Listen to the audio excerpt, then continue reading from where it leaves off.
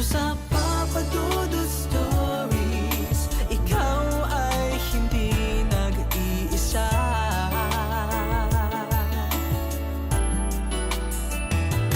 Dito sa Papa Dudut Stories, may nagmamahal sa'yo.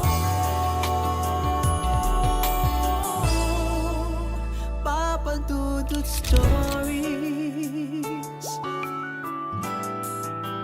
Papa Dudut Stories. Dear Papa Dudut, sa lahat po ng mga nakatutok ngayon, huwag kalimutan na mag-like, mag-share at mag-subscribe. Hello, kumusta kayong lahat? Ako si Corinne ng Silang Cavite. Gusto ko sanang i-share sa inyo ang isang totoong kwento ng kababalaghan na hindi ko inaasahan na pwede palang mangyari sa totoong buhay. Papadudot loner ako by choice. Dati naman ay hindi ako ganito. Elementary days ay marami akong kaibigan. Busy lagi si Mommy sa pagluluto ng ulam sa tanghalian. Kasi lahat ng classmate ko ay gustong gusto na kumain sa amin. Masarap kasing magluto si Mommy. Nagbago lahat noong high school ako, third year, noong maging kilala ako sa buong school dahil sa larong volleyball. Ako po yung naging MVP noong intrams at nilampaso namin ang mga senior. Lalong mas naging kilala nung nanalo kami sa national competition, champion ang school namin. Doon ko nakilala si Valen, isa ring volleyball player, at kahit malayo kami sa isa't isa ay naging magka-chat kami. Hanggang sa maging kami at minsan akong bumibisita sa school nila. Minsan siya rin ang bumibisita sa akin. Pero nung dumating ako sa fourth year, nagulat na lamang ako nang iwasan niya ako. Natatandaan ko yun, Papa Dudut, katatapos lang ng practice namin for graduation nung malaman ko yung bakit niya ako iniwasan. Si Damian, isa sa mga kaibigan ko. Sinabi sa kanyang pinagtitripan ko lang siya at virginity niya lang ang habol ko. Kinumpronta ko si Damian, umamin siya kaagad.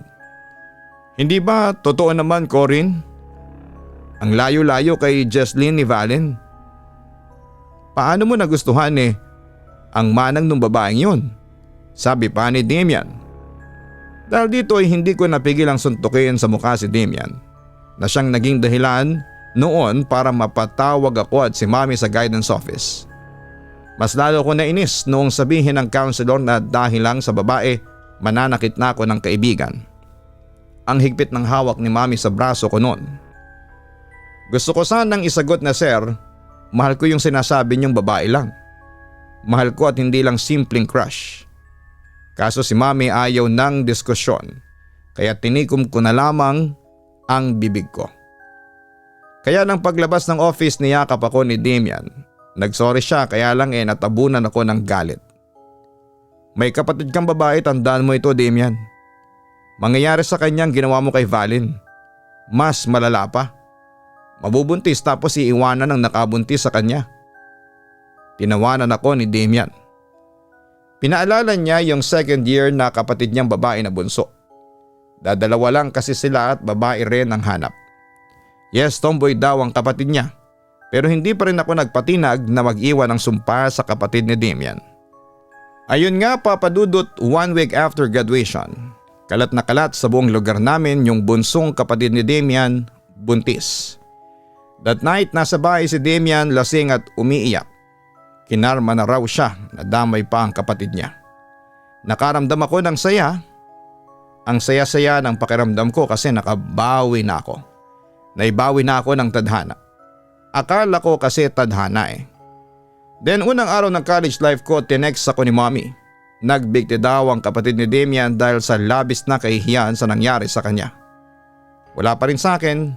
Second semester, kasama ko ang bago kong mga kaibigan. Nasa mall kami. Natigil ako sa pagnguya sa kinakain ko. Nakita ko si Daddy, may buhat na batang babae.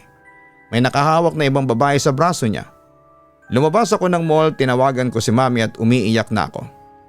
Natigil ako sa ngawa noong magsalita si Mami. Corinne, hayaan mo na lang anak. Huwag mo nang sabihin sa daddy mo na alam mo na. Ayokong iwan tayo ng daddy mo ng tuluyan. Aniya. Ang sakit noon, Papa Dudut. Papasok na sana ako ulit noong makalma ko sa sarili ko. Kaya lang nagkasalubong kami ni daddy. Nagulat siya, lumapit siya sa akin, yung babaeng nakahawak sa braso niya ay bumitaw. Kilala ko ng walang hiya. Corinne, simula ng aking ama. Pero tinaas ko na ang kamay ko. Okay lang daddy. For sure pag namatay ang kabit mo at yung batang yan, babalik ka na rin sa amin ng buong buo. Pagkasabi ko noon ay nilampasan ko sila. Tapos ay naisip ko na humarap ako ulit sa kanila. Pero alam mo daddy, mas maganda kung kasama ka nilang mamatay. Nakita ko naman ang takot sa mga mata ng ama ko. Corinne, wala kang respeto sa ama mo. Bakit daddy? Karespeto ka ba? Huwag kang mag-alala daddy. Makikita mo mamaya kung paano maputulan ng ulo yung kabit mo at sumabog ang ulo niyang anak mo sa labas. Sinusumpa ko kayo, ang sabi ko. Tapos alam mo yon Papa Dudut, pagkatapos kong sabihin yon, lumindol as in malakas. Siguro mga nasa intensity 4 or 5. Tapos namatay-matay pa yung ilaw sa loob ng mall. Sandali lang naman yung lindol at wala namang napinsala sa mall. Pero kitang-kita ko na nagpanik ang ilan at nagmamadali silang lumabas ng mall. Iniwan naman ako ni daddy at niligtas niya muna ang kabit niya at ang anak niya sa labas. Pag uwi ko kinagabihan, walang tao sa bahay. Pagka-on ko ng phone ko after kong i-charge, dumating ang text ni Mami. Nabitawan ko ang phone ko, nasa hospital daw si daddy na aksidente. Dead on arrival yung dalawang kasama niya. Pagdating ko ng ospital, nagwawala na si Mami. Pinakalma ko ang aking ina tapos ay sumilip ako sa ICU kung nasaan ang aking ama. Dilat ito pero takot na takot nang makita ko. Ewan ko ba Papa Dudut pero parang wala ako sa sarili noon. Nakatayo lang ako sa pinto habang si Papa ay pilit na tinuturo ako at parang may sinasabi siya noon sa aking ina. Demonyo ang anak mo. Demonyo si Corinne.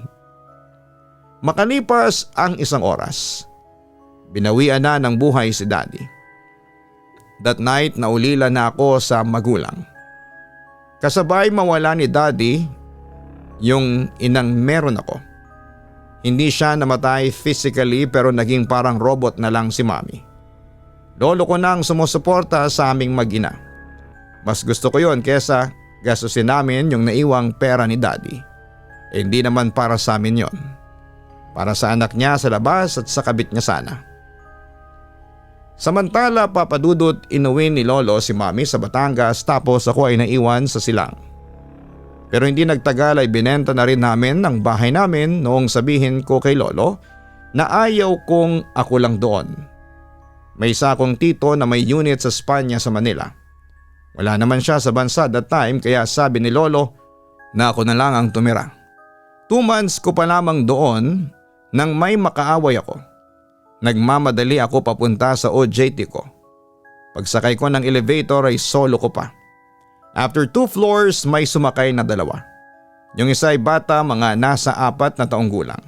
Then yaya niya yung kasama niya. Yung bata pinindot lahat ng buttons. Then every time na magbubukas yung door, pipindot na naman. Sinabi ko sa yaya niya na sawayin ang alaga niya. Maayos ang pagkakasabi ko. Marunong din naman akong rumespeto. Pero inirapan ako ng babae. I was late on my first day sa tuwing makakasabay ko sila which hindi maiiwasan kasi mukhang ganun ang oras ng pagbaba nila talaga. Nalilate ako. Ang ginawa ko, ako na lang ang nag-adjust. Naghahagdan na lamang ako kaso isang araw sa sobrang pagod ko ay hindi ako nagising sa alarm ko. Wala akong choice kundi ang mag-elevator. At medyo minalas nga ako Papa Dudut. Kasabay ko yung magyaya. Pumikit na lamang ako para hindi ako lalong ma-stress. Kasi biglang tumigil ang elevator. Halos kalahating oras bago ulit gumana. Yung technician pinagalitan yung yaya nung sinabi kong baka dahil sa kakapindot ng bata kaya natigil yung elevator. Pwede daw sabi ng tech. So naglakad na ako pero sinabayan ako noong magyaya. Binato ko ng bata ng laruan niyang kotse sa pool sa salamin ko at nabasag. Tinawanan ako ng yaya, punong-puno na ako. Imbis na pagsabihan mo ang alaga mo, kinukonsinti mo. Ito ang tatandaan mo. Isang araw tatakbo yan masasagasaan dahil sa kakakonsinti mo. Babalik ka sa bundok na pinanggalingan mo kung saan lugar ka pinanganak. Yon ang binitawang kong sumpa sa kanila. 4 na araw ang lumipas. Yung mga guard sa lobby ng building nakablock. Hindi nila suot yung pangitaas nilang uniform. Para kong nawala ng hangin nung sabihin sa akin nung isa na nasagasaan yung batang anak ng may-ari ng building. Sir, yun yung namato sa'yo nung nakarang araw. Loko kasi si yaya nun eh. Kaya lumaki yung ulo. Ayun, nakulong tuloy. Napahawak ako sa desk nila. Sabi ko noon sa sarili ko bakit? Bakit? Doon bumalik lahat sa akin. Yung kay Damian, kay Daddy tapos ito. Tapos habang binibigyan ako ng tubig ng isang guard, yung isa pang guard ay nagsalita. Pinanganak pala yung Jessa sa kulungan sa probinsya nila. Napatay kasi ng nanay niya ang tatay niya. 5 buwan pa lang siya sa tiyan. Kaya nagkatotoo yung sumpa ko. Na babalik ang yaya kung saan siya nagmula which is sa kulungan. Samantala papadudod after OJT ay umuwi ako ng Batangas. Nagiinuman kami ng mga pinsan ko nang masabi ko sa kanila lahat. Si Charis nagsalita di lang anghel ata yan, Corinne. Pero fallen angel kasi puro masama ang natutupad eh. Nung una ay tinanong ko siya kung ano ang ibig sabihin ng di lang anghel. Then in-explain niya sa akin na dahil sa sudden burst of emotions, mostly negative emotions, nagkakatotoo yung sinasabi ng mga di lang anghel. Si Lolo nakikinig pala sa usapan namin habang nagtitimpla ako ng kape kinausap ako. Cruise na dila daw ang tamang term. At may ganon daw si Lola. Lola ko na asawa ni Lolo. Early 70s noong barilin ng di kilalang lalaki sa loob mismo ng dating bahay nila Lolo. Sumuko naman yung lalaki at sinabi niyang dahilan, mangkukulam si Lola. Dahil nga lahat daw ng sinumpa nito ay nagkakatotoo. At para raw matigil na yung mga sumpa. Death anniversary niya, birthday mo. Sabi pa ni Lolo. Mula noon ay hindi na ako palakibo. Kahit sa girlfriend ko that time, iwas na iwas akong magkagalit kami. Doon ko na sinimulang magkulong lang sa unit mag-isa. Until one night, nagaya ang barkadang gumimik. Hindi ako makatanggi lalo na nung kantsawan na nila ako. Para hindi na uminit ang ulo ko sa mga kantsaw nila, pumayag na lamang ako. Si Inigo, isa sa mga kabarkada ko that time, napakabastos sa babae. Ang hindi niya lang mabastos, mga kanya-kanya naming girlfriends. So mas pinili namin ang girlfriend ko na maupo lang habang umiinom at nagkwekwentuhan. May lumilibot na waiter at waitress. Pag upo ni Inigo, tinawag niya yung isang waitress na nagsaserve 3 tables ang layo sa amin. May isang lumapit pero nagulat ako sa girlfriend ko. Let's call her Carla, Papa Dudut. Kasi sinungitan niya yung lumapit. No, you idiot. We want Dayan to serve us, sabi nito sa waitress. Literal na nakanganga ako kasi hindi ganon ang pagkakakilala ko sa kanya. So yung Dayan, bantulot na lumapit. Si Inigo binuhos ng sadya yung beer. Pinapunasan niya kay Dayan. Pagkatapos si Carla naman sumunod. Yung chips and dip nilaglag niya sa floor. Naiyak na si Dayan. I decided to intervene. Pero si Carla hinaplos-haplos ako sa buhok. Babe, bagay lang yan sa bida lagi sa klase. Na pinagmumukha kaming tanga sa class ni Sir Joseph. Wika pa ni Carla. Si Inigo, Carla at Jerome magkakapareho ng kurso, Business Administration. Nalaman ko kay Jerome na katulad ko ay umaawat na rin sa ginawa ng dalawa na scholar si Dayan. Matalino talaga. Maraming naiinis sa kanya dahil doon. Si Jerome hindi kasi matalino rin naman siya. Sa lahat din si Jerome yung mabait kong kaibigan. Tumawag na kami ng ibang magsiserve sa amin kasi sinasaktan na nila Carla si Dayan. Paglabas namin ng bar, nag-aantay din ng masasakyan si Dayan. Napasigaw na lang kami ni Jerome nang bigla siyang kaladka rin ni Cheyenne at Carmi papunta sa basurahan. Upper body niya, sinut nila doon. Pagkaangat namin ni Jerome sa kanya ay amoy basura na siya. Nag-breathing exercise ako para hindi ako makapagbitaw ng kung anong salita. Nakahinga ako ng maluwag noong lapitan ng isang bouncer si Dayan. At binad na ang ibang mga barkada ko. Sa sasakyan, tawa pa rin ang tawa si Carla. Nagkikiskisa na mga ngipin ko sa pagtitimpi. The next gimmick ng barkada, hindi na ako sumama. Binilinan ko ng mabuti si Carla at si Cheyenne, girlfriend ni Inigo, na tigilan na ang maling pagtrato kay Dayan. Balak na naman kasi nilang abangan doon sa labas ng bar. Madaling araw nung tumunog ang landline. Yung guard sa lobby gusto raw umakyat ni Jerome. So ako'y nagtataka, kahit na inaantok, binabaan ko siya. Inaya niya ako sa kotse niya. Andun si Dayan, suot niya yung polo ni Jerome. Pre, tako sa'yo si Inigo, sa'yo muna magtatago si Dayan ha. Please, kahit hanggang umaga lang pre. Pumayag ako.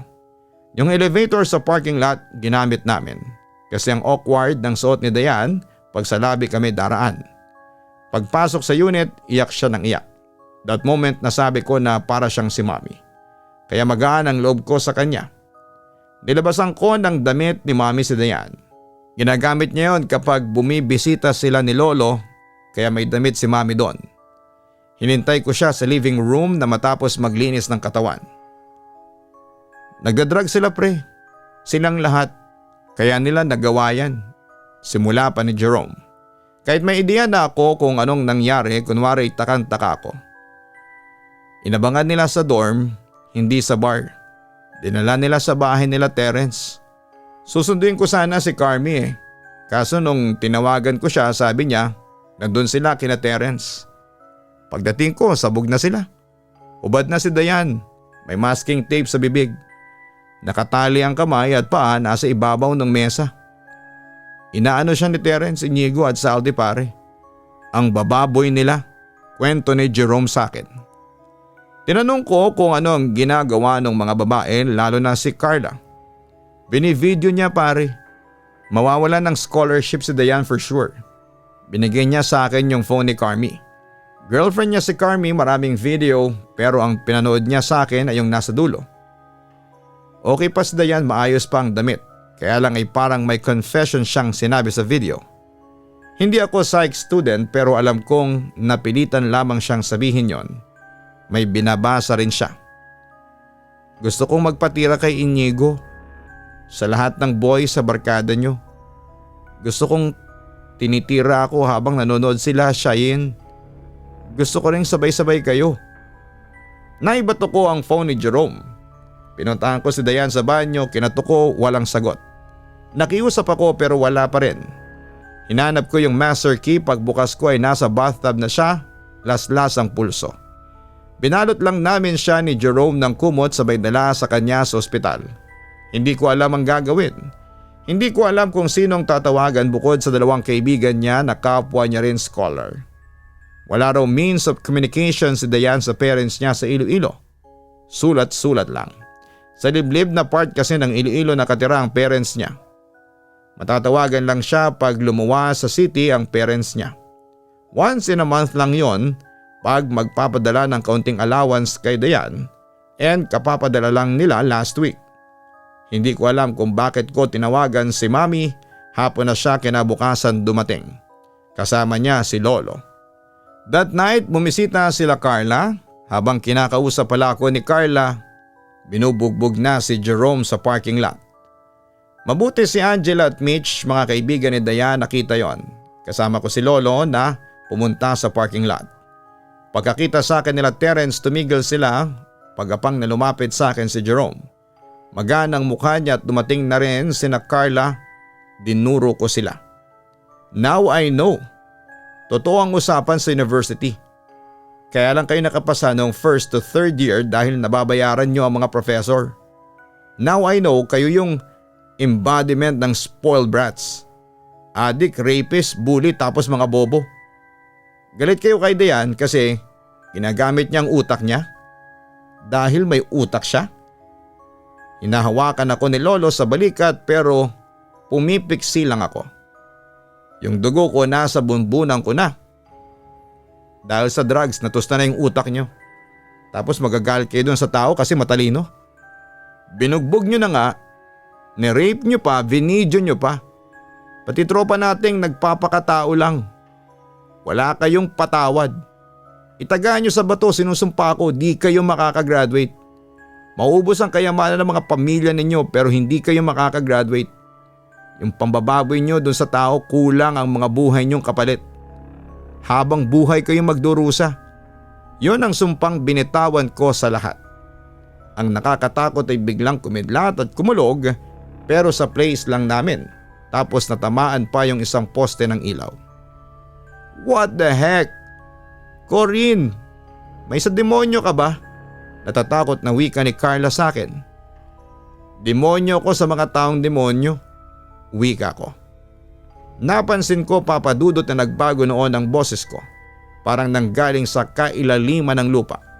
Tapos narinig ko pa si Terence na napamura at sinabi niyang namumula daw na parang demonyo ang mga mata ko. Natauhan na lamang ako nang magtakbuhan na sila papalayo sa akin. Samantala nabuntis si Dayan, ilang beses niyang sinubukang mag-suicide pero si Mami di siya sinukuan. Unti-unti dahil kay Dayan ay nagkaroon ulit ng direksyon ng buhay niya. Ako naman, lalabas na lang ako kung may kailangang gawin sa labas. Pagka-graduate ko umuwi ako ng Batangas. Si Dayan naman ay nag-aral ulit sa Batangas. Nawalan nga siya ng scholarship at tinakwil ng magulang. Di nila mapaniwalaan na anak nila ang biktima. Pinag-aral ni Lolo si Dayan, ako naman ay nagbukas ng business. Hindi ko na lang sasabihin kung ano kasi medyo kilala sa buong probinsya pero legal po ang business ko. Nasa poder namin ang anak ni Dayan. Si Terence ang nakasapul sa kanya. Gray kasi ang mata ng bata. Phil-am si Terence, gray din ang mata. Sa kabilang banda, Papa Dudut, nagkatotoo yung sinabi ko sa kanilang lahat. Nakagraduate na si Dayan pero sila ay wala pa rin natatapos. 2021 nung malugi ang negosyo ng papa ni Terence sa Amerika. Si Inigo naman ay na-scam ang parents at hindi na nakabawi. Si Cheyenne nabuntis ng isang professor dahil doon inatake sa puso ang mama niya. Dahil maluho at hindi alam kung paano magpalakad ng negosyo, ayun naghirap din. Si Carla nagka-ovarian cancer ang mami niya. Pagkamatay ng mami niya, yung daddy naman niya na lamang may tumor sa utak. Wala pang isang taon ay namatay ang mami niya, sumunod naman ang daddy niya. Si Carmi akala ko ay hindi na magkakatotoo ang sumpa ko sa kanya. Pero last July 2024 pinuntahan ako ni Jerome sa Batangas. May hawak siyang singsing at umiiyak siya. Mahal na pahal pa rin ng loko ang ex niya. Inalok niyang kasal kahit may anak na sa iba't ibang lalaki dahil sa pakikipag-pot session sa kung kani-kanino kaya lang inakulong. Pusher na rin daw sabi ng mga pulis. Dahil sa mga nangyayari papadudot, aminin kong nakonsensya talaga ako. Pero yung nasaksihan nila na pagbabago ko ng boses, pati pagbabago ng kulay ng mata ko, ibig sabihin lang nun ay hindi ako isang normal na tao. Dahil dito ay na-depress din ako. Nagkukulong ako sa bahay pag di oras ng trabaho. At may instances na natatakot sa akin ang mga kapitbahay ko at mga tauhan ko dahil nakikita raw nilang nagbabago daw ang kulay ng mata ko. Nakikita rin yon ni Dayan at dinedescribe niya sa akin na yung mata ko raw ay nagiging pula tapos ay parang ahas. Ganon. Samantala maraming usapan sa lugar namin. Kesyo pipi daw ata ako or bingi. Hindi kasi ako nagsasalita sa harapan ng ibang tao. Meron ding usapan na mangkukulam ako. Hindi kasi ako lumalabas. Nasa bahay lamang ako at ultimo mga tauhan ko ay hindi ko kinakausap. Ayoko na kasi. Alam ko na deserve nilang lahat yung nangyari sa kanila. Pero nagigilty pa rin ako sa tuwing naiisip ko. Kasi come to think of it, yes, deserve nila Inigo. Pero pamilya ba nila deserve din yon? Minsan din natatakot na rin akong mag-isip. Natatakot ako na baka magkatotoo din ang mga iniisip ko lang. Sobrang dami ko nang pinatay na mga tao sa isipan ko. Corinne, hindi mo kasalanan. Tandaan mo, laging hindi mangyayari kung hindi will ng Panginoon. Yan ang paulit-ulit na sinasabi ni Dayan tuwing hindi siya busy sa school works. Education na kasi ang tinik niya noong mag-aral siya ulit. Ang gawin mo na lang, bago ka magbitaw ng salita kahit gaano kainit ang ulo mo, pigilan mo para hindi ka makasakit ng damdamin. Kasi ang sugat na pisikal, naghihilom yan. Pero ang sugat na gawa ng maling salita ay naaalala ng puso't isipan. Sa ngayon, Papa Dudut, pinipilit kong maging normal ang buhay ko. Ayaw ko ngang magalit. Kaya sa social media hindi na ako nagiging active. Ang toxic na kasi ngayon, lalo na noong panahon noong election. God knows kung ilang trolls ang sinabihan kong mamamatay dahil sa mga kabobohan at kasinungalingan nila. Kung ilan sa mga sinumpa ko ang nagkatotoo. Kaya hindi na talaga ako nagsa-social media. Although may Facebook ako pero pang pamilya at mga kakilala lang. Nakablock sa akin yung mga news at political pages kasi ayokong madagdagan ng mga biktima ko. Papa Dudut, hanggang dito na lamang po ang sulat ko. Sana'y mabasa mo ito at mapiling i-upload sa inyong channel. Thank you and God bless. Lubos na gumagalang, Corinne. Maraming salamat, Corinne, sa pagbabahagi mo ng iyong totoong kwento sa ating programa. Sabi ng mga paranormal experts, merong mga cases na iilang tao ay merong tinatawag na krus na dila at dilang anghel. Ngunit isa nga bang sumpang may tuturing ang pagkakaroon ng krus na dila o di kaya ay dilang anghel? May mga nagsasabi na ang sino mang may krus na dila ay sinumpa. Maaring ang kanyang mga magulang ay may kaalitan at nagsumpa ang kanilang buhay ay mamalasin sa pamamagitan ng pagtataglay ng kanilang anak ng krus sa dila na anumang hindi magandang lalabas sa bibig nito ay magkakatotoo. Subalit ang paniniwalang ito ay walang katotohanan. Ang taong nagtataglay ng krus sa kanyang dila ay hindi isinumpa ni numan. Sa halip ay siya ay may kakayahan na magsumpa ng isang tao.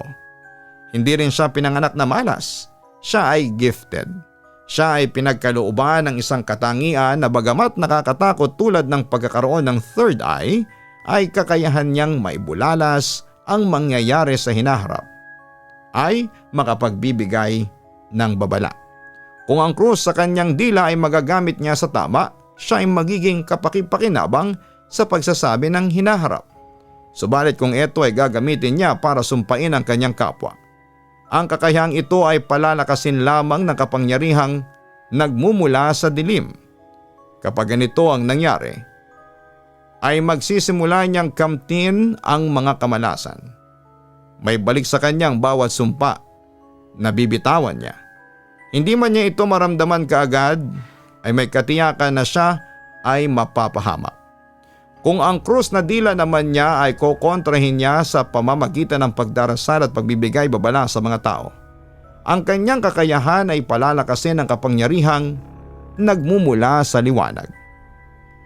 Ibig sabihin, ito ay nagagamit niya ng tama. Ang kakayahan kasi niya ay hindi makakaranas na sumpain. Hindi tatalab sa kanya ang anumang pagsumpa ng kanyang kapwa laban sa kanya. Hindi rin siya magagamitan ng anumang uri ng kapangyarihang itim gaya ng kulam, barang at palipad hangin. Para naman sa iyo, Corinne, panatilihin mo ang iyong takot at pananampalataya sa Panginoon. Kung ayaw mong may nangyayaring kamalasan sa kapwa mo, magdasal ka ng taimtim at humingi ng tawad sa Kanya. Ito ang tandaan mo, ang sumpa mawawalan niya ng bisa kung ang Diyos na mismo ang haharang at babali nito.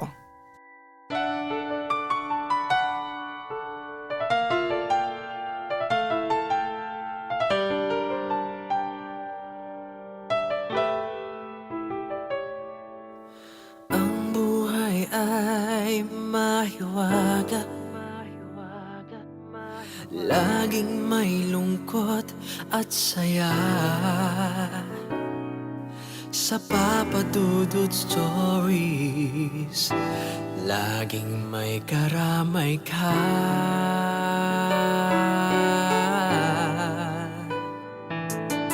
Mga problemang kaibigan, dito ay pakikinggan ka. Sa Papa Dudut Stories, kami ay iyong kasama. Dito sa Papa Dudut Stories, ikaw ay hindi nag-iisa.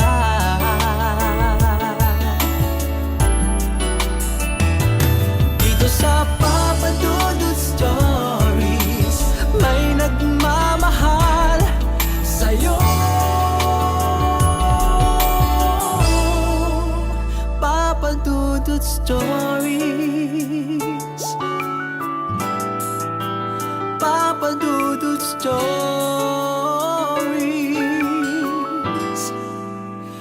Papa Dudut Stories.